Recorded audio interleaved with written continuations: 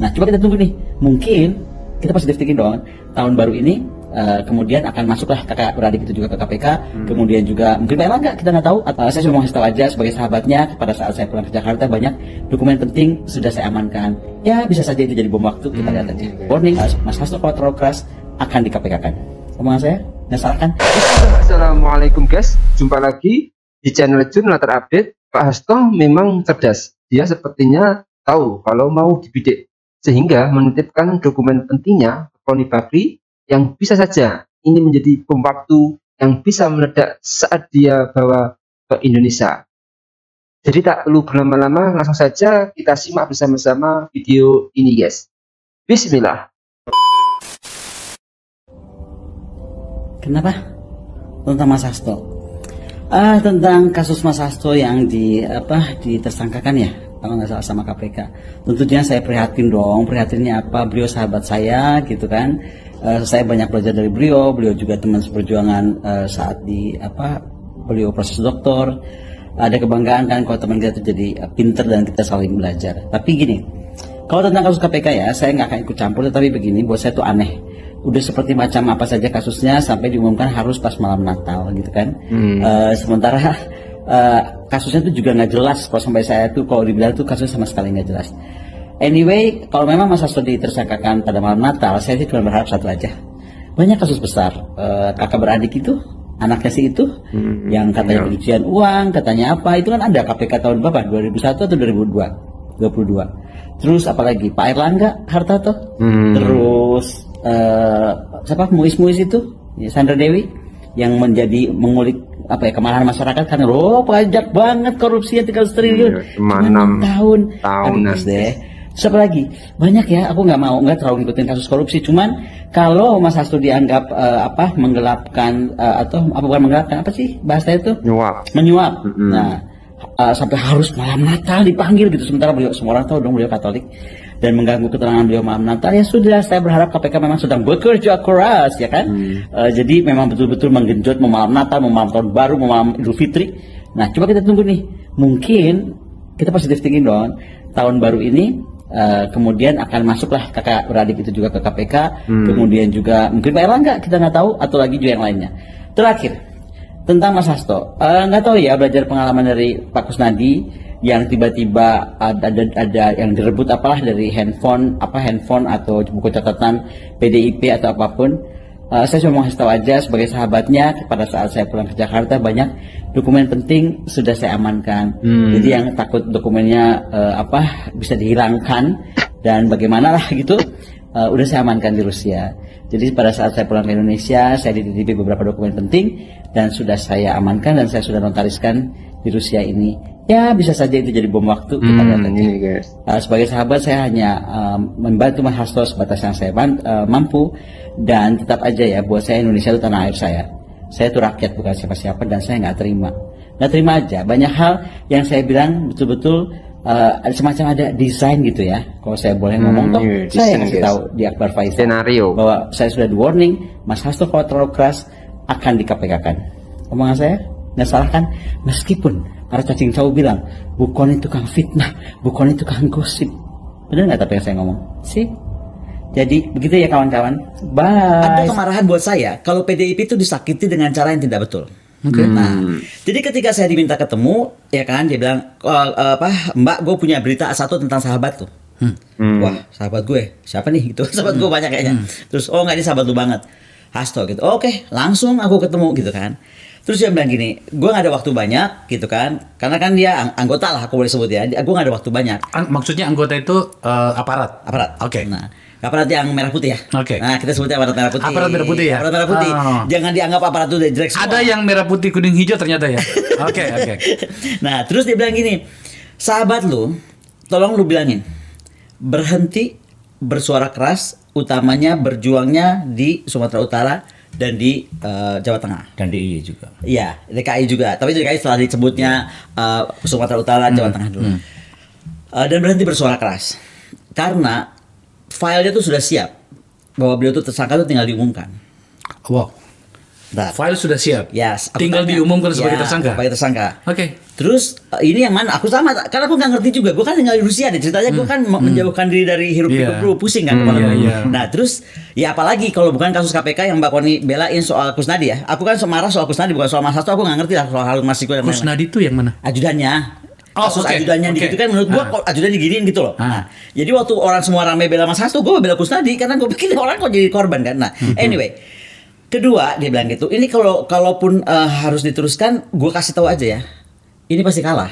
Karena di sana udah pasti menang. Ini Yang pasti kalah itu maksudnya kandidatnya. kandidat Kandidat PDIP. Kandidat PDIP, pasti PDIP, kalah. Pasti Ah, kalah. oke. Karena makanya niat dia baik. Gini deh, istilahnya nafas tuh dipelihara aja lah untuk darah-darah menang. Ngapain darah dari situ udah pasti menang. Oke. Nah buat aku ini kan remind me of months ago, gue di warning yang sama juga kan. Jadi negara ini tuh menurut aku tuh jadi lucu juga ya. Kita nih rakyat bayar pajak makin besar dengan segala macam, tapi ujung-ujungnya semua tuh kayak sandiwara politik gitu. Yang kedua, aku nggak tahu kasus Harun Masiku itu seperti apa sebenarnya. Gue juga nggak tertarik, itu terlalu kecil buat gue ya. Karena itu tadi kita tadi bahas ya Mas ya. Kalau Masiku itu seperti kayak orang kita, gue juga pernah ditangkap polisi, terus pernah pusing, udah lah, pak, saya lagi dipanggil ibu, udah deh gitu kan. It's normal. Jadi kayak gitu. Cuman bedanya Harun Masiku punya hak. Kayak ditilang lah ya kan. Nah, kayak ditilang, Analoginya kayak nah. ditilang. Jadi aku tuh langsung berpikir ya, loh sebentar dia nih sekjen loh, ya kan? Kemudian dia begini kan, aku langsung minta waktu. Mas Hasto tuh gak punya waktu, dia lagi sibuk banget lah. Aku teleponnya jarang dijawab. Aku bilang enggak, lu mesti ketemu gue malam ini terserah. Aku langsung dateng, dia gue lihat mukanya masih capek banget nggak tahu dari mana. Gue bilang gitu, lu diem deh sekarang. Aku bilang gitu, gue nggak mau dulu diginiin. Apa? Gue salah juga ngomong malam-malam kayak gitu. Lu mau ditersangkain, dan udah berhenti lah, lu nggak usah ke Sumatera Utara itu. Wah, dia ngamuk langsung gue dikuliahin. Ini tuh partai perjuangan, lu tahu apa? Katanya apa Mas Hasto bilang, zaman Soekarno semua orang sudah siap dijeruji apa segala macam. Gua akan hadapi. Kenapa gua tersangkakan? Oh ya gitu. Nah, remind me again, waktu kasus aku. Nah, kita ngomongin kasus hukum gue ya, boleh sedikit ya. Kan gue juga dipanggil polisi, walaupun terus hilang. Karena menurut gue aneh, gue udah upload sesuatu, gue udah koreksi, tapi gue dipolisiin, dilaporin polisi. Jadi ini mengingatkan aku pada saat akademisi bicara. Dulu saat lagi pilpres, akademisi bicara disuruh stop dengan apapun bentuk itu. Lah sekarang politisi yang jelas-jelas dia sekjen partai memang harus kemana-mana, memang kerjaannya gimana sih, ya kan? Itu kok juga jadi ada kayak dibajak oleh ini. Nah itu aku nggak terima gitu loh. Ini kita mau sampai kapan kayak begini? Ya. Oh, oke. Yang saya mau tanyakan pada bagian ini, informasi itu saya harus memuaskan keinginan mendengar informasi penonton kita bahwa pertama siapa yang ngincar Mas Hasto, yang kedua kasus apa? Tadi kan disebutkan Kusnadi, Ya kasus KPK.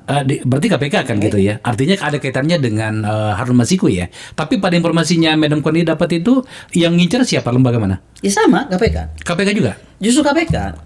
Oh, oke. Maka tadi aku singgung ada kasus Kusnadi. Oh, Iya. Enggak, di pikiran saya kan gini, kan banyak itu informasi bahwa diincar juga oleh coklat, oleh polisi gitu, maksudnya gitu kan? Itu aku nggak tahu. Kalau itu aku nggak tahu. Tapi kalau ini kasusnya adalah yang sudah tadi siap. Kan saya ngomong lagi soal siap sudah tersangka kan, akan segera kalau beliau terus aktif gitu kan. Itu kasus KPK. Pada bagian ini sebenarnya, Madam, kenapa sampai saya perlu menjelaskannya? Apa urusannya? Ini kan pilkada nih. Kita tidak perlu terlalu terlalu pintar untuk menghubungkan gerakan Hasto Kristianto ada pilkada, apa urusannya dengan KPK? Kira-kira kan begitu. Pada bagian ini coba menjadi logik kan kalau kemudian ada Sebenarnya pertanyaan sangat seperti clear. ini. Karena memang seluruh aparat penegak hukum itu kan di bawah kendali kekuasaan. Oke. Kita ingat kasus, mohon maaf saya sebut, Ketua Umum Golkar Pak Erlangga Hartarto. Itu kan juga menggunakan pressure dari kejaksaan. Kemudian KPK juga digunakan sebagai pressure terhadap kepentingan politik. Kan cukup banyak. Tiba-tiba di Banten, Sungai Airin, meskipun kita juga tahu terhadap backgroundnya, tapi tiba-tiba muncul suatu persoalan. Kader-kader PDI Perjuangan begitu banyak tekanan. Di Sulawesi Utara, itu Partai Coklat yang bermain, sama dengan di Jakarta, di Jawa Timur, di Sumatera Utara, itu Partai Coklat itu super powerful karena mereka punya agenda-agenda politik terhadap apa? Aliansi kekuasaan sang raja dengan Jokowi. Dan sebelumnya kan sudah terjadi prekondisi. Saya masih ingat Anies Baswedan. Ketika Anies Baswedan itu dikriminalisasi, Oke guys, jadi Koni Rahakundini Bakri akhirnya buka suara terkait dengan Hasto Kristianto yang kini jadi tersangka atas kasus suap Harun Masiku.